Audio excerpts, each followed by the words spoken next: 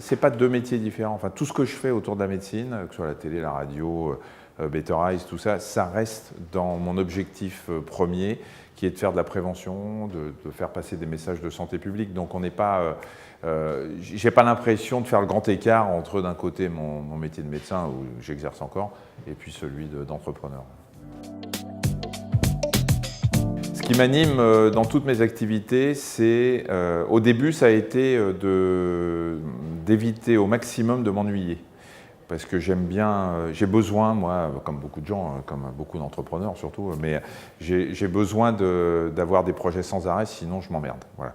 Et pour ça, dès que j'ai un projet, eh ben, je me lance à fond, et puis dès qu'il est sur les rails, ça ne m'intéresse plus, je délègue, puis je passe à un autre projet. Donc voilà, et après, au fil du temps, j'ai fini par comprendre que comme ça marchait plutôt bien en matière de popularité, on va dire ça comme ça, ma parole avait un sens pour les gens qui m'écoutaient ou qui me regardaient, et je pouvais peut-être aider à faire passer des messages de santé. Je ne suis pas un ayatollah de la santé, mais je me dis que si, parce que les gens me trouvent sympa, ils écoutent ce que je dis, et ben c'est mon rôle aujourd'hui de faire passer tout ça sur tous les supports possibles.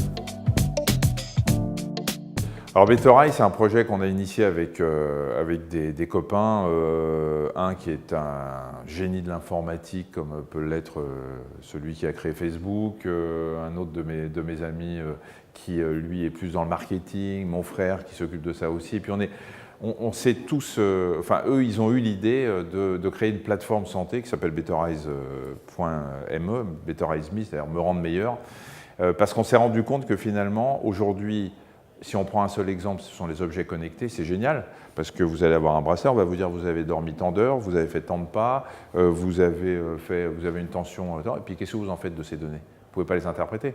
Donc nous, on s'est dit, il manque quelque chose dans ce nouvel environnement santé et informatique.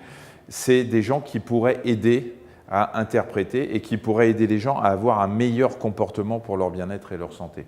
Et c'est ça le but de Better Eyes, c'est que vous avez une sorte de majordome santé. Ils ont bossé, enfin ils ont parce que c'est pas moi l'informatique, mais ça fait 18 mois qu'ils bossent sur un algorithme qui est absolument unique au monde. On a plus de 400 critères qui vont permettre d'ultra personnaliser les conseils qu'on va donner. Alors on peut parler de coaching, on peut parler de tout ce que vous voulez, mais c'est plus que ça. C'est autour du bien-être et de la santé pour juste essayer de faire changer un petit peu les mentalités, essayer de faire changer un peu le mode de vie des gens, parce que pratiquement 80% des décès liés à des maladies sont liés à des maladies du mode de vie. Vous changez 2-3 petits trucs dans votre vie et puis vous allez augmenter votre espérance de vie. Et nous, on est là pour ça, c'est le majordome santé, et tous les jours, on va vous aider à prendre en charge votre santé. Je vais vous dire, si j'avais le choix ou si je devais conseiller mes enfants demain, parce qu'ils veulent absolument faire de la médecine, je leur dirais d'aller plutôt dans l'entreprise médicale plutôt que d'être médecin praticien. Parce que là, il y a un avenir incroyable entre les robots, l'informatique, le coaching, les plateformes comme Better Eyes. L'avenir, il est là, plus que dans le quotidien. Il va falloir des médecins quand même. Mais si les 12 ou 13 ans d'études font peur, il vaut mieux se lancer dans l'entreprise.